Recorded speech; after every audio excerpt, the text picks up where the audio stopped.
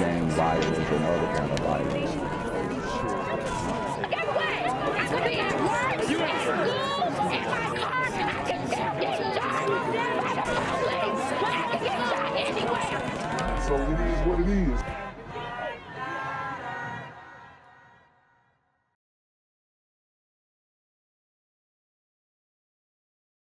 What's good, Shadow Realm? It's the Black Gen Z Mindset. Make sure you go ahead and like, comment, share, subscribe, and let's get into the video. In northern Minnesota, police are investigating the death of a woman after her body was found near the Red River. Moorhead police say that an 18-year-old man is in custody. They say the man and woman knew each other. They're asking anyone who lives in the area for surveillance video to help them with the investigation. Wow. So there you have it, a 14-second clip notifying us of this murder that occurred between a man and a woman, or not even a woman, a man and a child, 18-year-old man, 14-year-old girl. By the thumbnail, you guys can already see that this is an interracial murder. Again, an interracial murder. Apparently, this 18-year-old super gremlin on Demon Time was dating this 14-year-old young lady, and because she didn't want to get back with him, he ended her life. So 14-second clip. This is the only video clip that I could find on the internet about this story, which is a darn shame. It's a travesty that there isn't more coverage of this story. But I'm going to read you all the articles that I could find. Now, I scoured the net for any type of news video coverage like we usually do on this story. Nothing came up except this 14-second clip. Let's watch it again. In northern Minnesota, police are investigating the death of a woman after her body was found near the Red River. Moorhead police say that an 18-year-old man is in custody. They say the man and woman knew each other. They're asking anyone who lives in the area for surveillance video to help them with the investigation. What's good, Shadow Realm? It's your boy Jenquavius Jackson, and y'all already know I'm demonetized and shadow banned in this bitch. So if you want to contribute, go to the Cash App, the PayPal, the GoFundMe, or join the Patreon. Also, don't forget to visit the merch store for all your favorite BGZM News 17 gear, including our exclusive Trump is a Blood t-shirt. Go fast before they sell out. They are already flying off the shelves, no cap. And remember, these super gremlins are on Demon Time. So there you have it. That was all of the video coverage. We have this from Fox 9. Teen arrested after body of missing Moorhead girl found along river. Moorhead police say a teenager has been arrested in connection to the death of a 14-year-old girl who was found along the Red River early Tuesday morning. The Moorhead Police Department said 14-year-old Jaelynn Walker was reported missing in the area of 6th Avenue and Elm Street South on Monday night. Officers arrived to help search for the missing girl, and while looking along the Red River early Tuesday morning, police say they discovered Walker's body. Further details about the teenager's death are unknown, and police say they are still waiting for the preliminary autopsy report. Police did say Walker was the victim of a homicide. The suspect, an 18-year-old man, has been charged in connection to Walker's death, but he has not been officially charged as of Wednesday morning.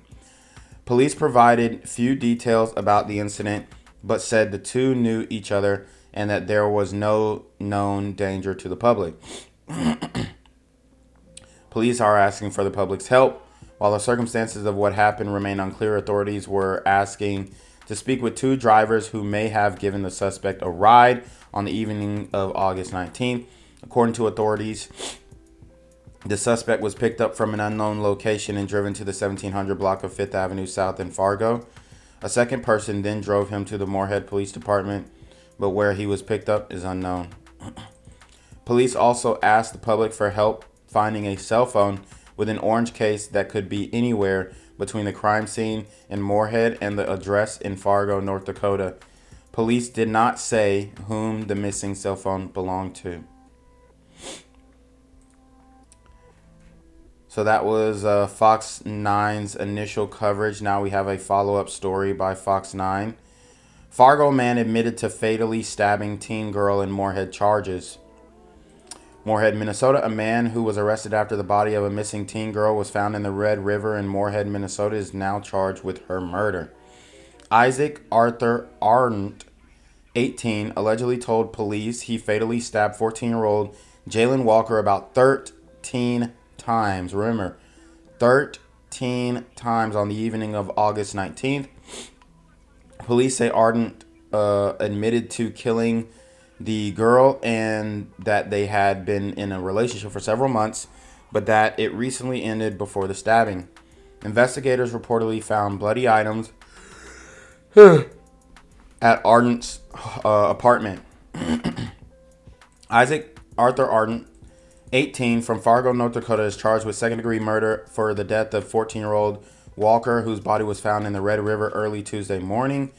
Police say Arndt went to the Clay County Law Enforcement Center just after 11 p.m. on Monday, August 19th, and reported that he described as an assault.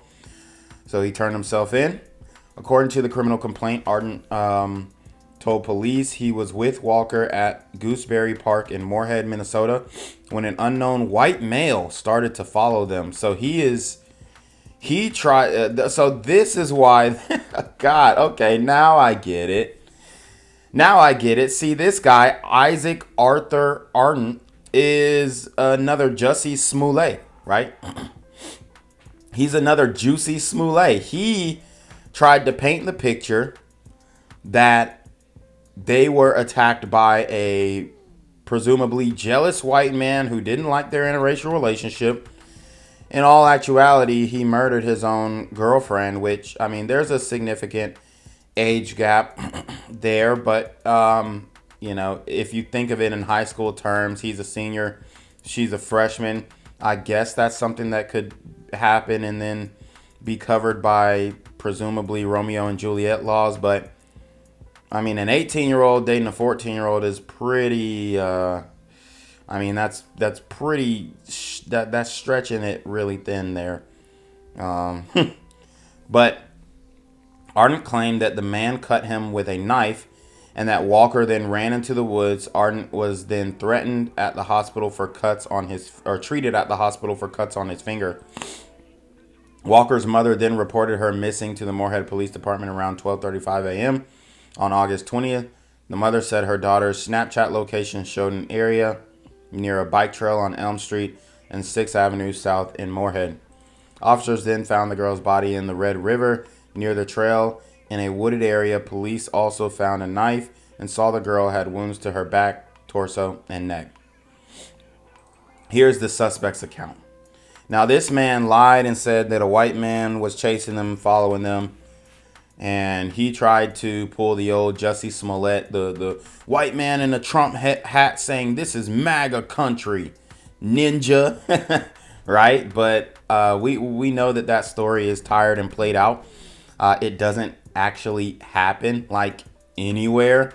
And this is a fabrication of the mainstream media. And you can tell that this is a young man's brain on mainstream media propaganda. This is a young man's brain on CNN, on ABC, on MSNBC, and it's developing and creating scenarios where he thought that it was believable to say that a white man killed his girlfriend instead of him who actually killed his girlfriend. I mean, it's absolutely ridiculous. And I think that this is a story that needs a lot more notice, because I mean, we've seen time and time again that story of the Atlanta woman where she said that, she went missing, and she said that a white guy was trying to kidnap this little baby or whatever. I forgot the woman's name. But she ended up getting arrested and charged with obstruction. And, we just see these boy or girl, black boy, black girl who cried wolf stories over and over and over again. And it's race baiting. They're trying to absolve themselves of responsibility and accountability. And the easiest way that they see to do this is to blame the white man. So let's get into it. According to the complaint, Arndt then spoke to the police at a hospital in Fargo after being read his Miranda rights. Though he initially told the same story about the unknown man, he reportedly told a number of other versions of what happened between him and the victim in the wooded area by the river. Police say Arndt then admitted to being in a romantic relationship with Walker for several months, but that it had recently ended. Arndt added that the teenage girl began to hit and kick when he refused to tell her who his new girlfriend was. The complaint states that Arndt said he then pulled out a knife, which caused the injury to the fingers before he slashed at the girl and stabbed her about 13 times. Arndt said he then fled the area on his scooter and ditched his phone and backpack along the way. He said he then went to the apartment to clean his clothes, which were covered in blood. Police later got a search warrant to recover red stain items from Arndt's apartment. They also found the discarded backpack and scooter.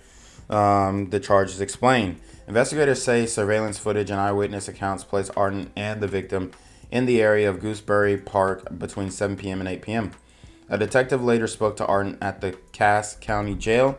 Arndt allegedly gave more details about the incident, admitting that the girl was not alive when he left the scene. According to the complaint, Arndt reportedly said he cut her throat, gave her a hug, and stabbed her one more time in the back before dragging her to the river and fleeing the area. That's crazy. So a future court date has not been set as of Thursday evening.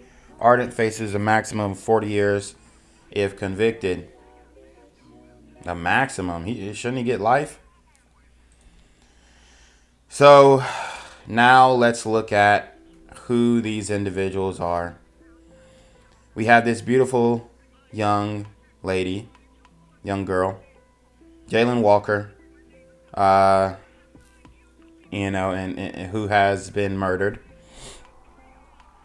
They are saying the bond is now set to $1 million for the Fargo man charged with the stabbing 14-year-old Jaelynn Walker of Moorhead to death. 18-year-old Isaac Arndt is charged with second-degree murder in the death of his girlfriend, or former girlfriend.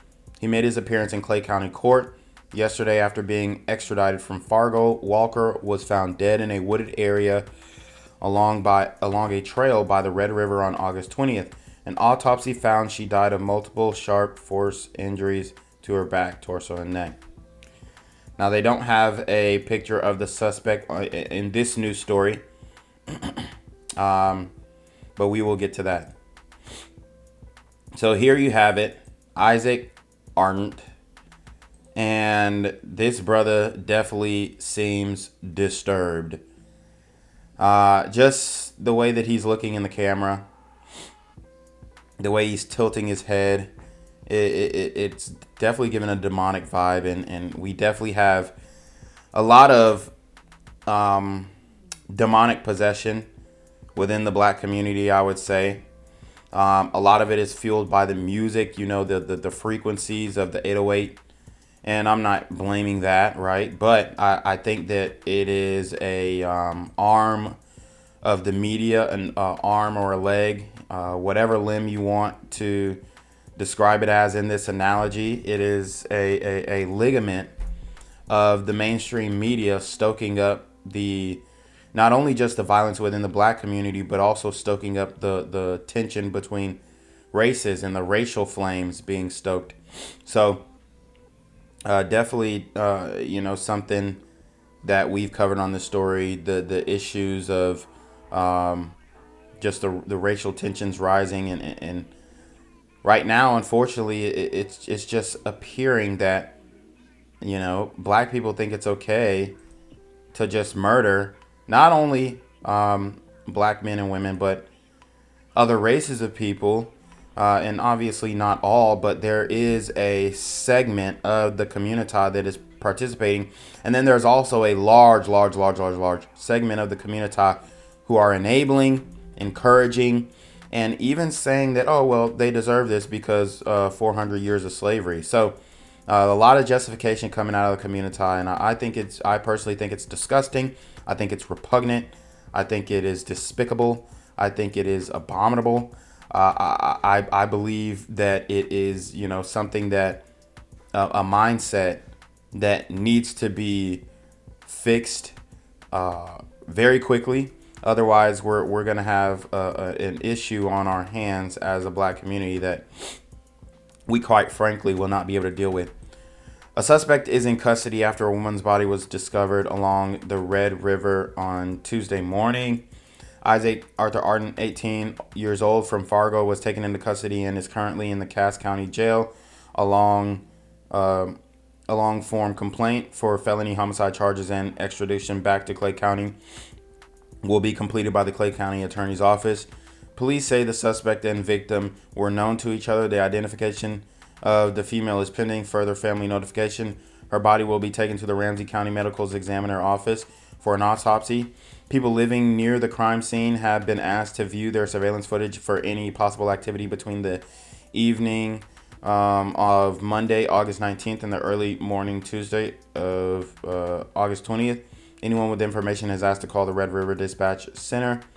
Moorhead police are also looking for a cell phone related to the murder investigation. They say it's a Samsung Galaxy phone with an orange case. It may be located somewhere between the crime scene, 6th Avenue and Elm Street South, and the 1700 block of the 5th Avenue South in Fargo.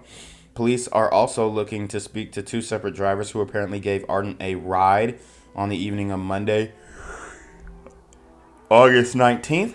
The first ride was from an unknown location to the 1700 block of 5th Avenue South in Fargo, and the second ride was from an unknown location to the Moorhead Police Department. The Moorhead Police Department is investigating a suspected homicide near the Red River after a body was found early Tuesday morning on August 20th at 12:30 a.m. Officers were called to the 6th Avenue and Elm Street near the Red River for reports of a missing person. Police say while searching the area, a female's body was discovered along the Red River. Her body will be taken to the Ramsey County Medical Examiner's office for an autopsy. Officials say the investigation is still very active as witnesses are being interviewed and evidence is being collected. They say no suspect is in custody at this time. The Moorhead Police Department is assisted by the Moorhead Fire Department. Okay. Now I want to hear more about this story of this white guy that he tried to describe. Here's another picture of him, another article. I just want to skim through this really quickly to see if they have any more information on the story he tried to spin, the alibi that he tried to create for himself. Walker's mom reported her missing around 12:35 a.m. She tracked the daughter's location through Snapchat. They found her body. Reported her missing. Charges say that Arndt went to the Clay County Law Enforcement Center to report being assaulted. Here we go. He told police that he was with Walker at Gooseberry Park when a man started following them. He said he and Walker were on a scooter, but he ran from the area, and the man cut him on the hand with a knife. Court documents state he had cuts on his fingers. After finding Walker's body, police spoke with Arndt again. According to court documents, he changed his story several times when explaining what happened between him and Walker that night. Arndt later admitted that he and Walker had been in a relationship for several months, but it had recently ended. He told police Walker wanted to know who his new girlfriend was, but he refused to tell her. Arndt then claimed Walker started to hit and kick him, leading to him stabbing her about 13 times. He said he then left the scene on his scooter and discarded his phone and backpack before abandoning the scooter.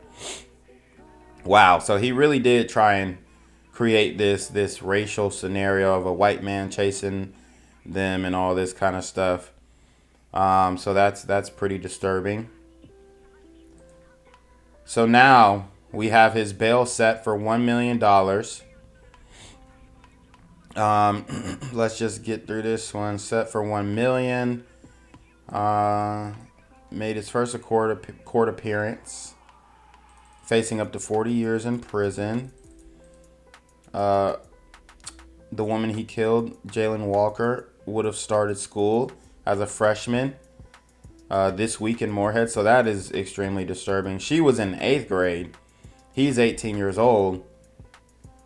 Sheesh. I mean, certified lover boy, certified pedophile. What? You know what I'm saying? Like, dang. This is crazy. He initially claimed they were being followed in Gooseberry Park by an unknown white male who cut him. During the investigation, Arndt admitted to cutting Walker's throat, giving her a hug, stabbing her one more time in the back, and dragging her body to the river before fleeing the scene. His next hearing is set for September. So there you have it. Pretty much all that we needed to know. Yeah. So we got all the information, all the evidence. Man, this is definitely a distressing story. Another interracial murder, and hopefully, by bringing awareness to these things, we can put an end to these types of violent crimes. Very much has played out as a domestic dispute, but you know, he's too old to be dating this young lady in the first place. And you know, we're just seeing so many peculiar stories coming out of the community, and this is one of them. The fact that he tried to blame this on some random white man, it just shows the, I'm not going to say mental illness because I don't want to give him that out, but it just shows that these black men, young black men, are growing up super delusional as to the threat of everyday white people in their everyday lives. Like, that is the least threatening, no disrespect to my white people here, but y'all know what I'm talking about. That's the least threatening scenario you can be in as a black man in a room full of white folks. It really is, especially in 2024. Now, reverse that, and you put a white man in a room full of black folks. If he is not acquiescing to the mainstream media propaganda, and he isn't speaking or thinking correctly, that could be a very dangerous situation for him. And we've seen time and time again how this has played out. And it feels like history is just turning itself on its own head. And, you know, it just appears that the black, especially the young black male population, is completely lost. And that is why we're starting to see this extreme uptick in violence coming from the black community. So group accountability, group acknowledgement. This is something I've been preaching since day one. We will not be able to stop the violence in the community if those two things don't happen. Because right now we have a lot of justification. We have a lot of excuses, but overwhelmingly we have plenty of examples of why these justifications and excuses do not work and are not effective in creating change in the black community, especially when it comes to the violence that we're seeing, and the uptick in violence that we're seeing from these super gremlins on Demon Time. Gang violence and other kind of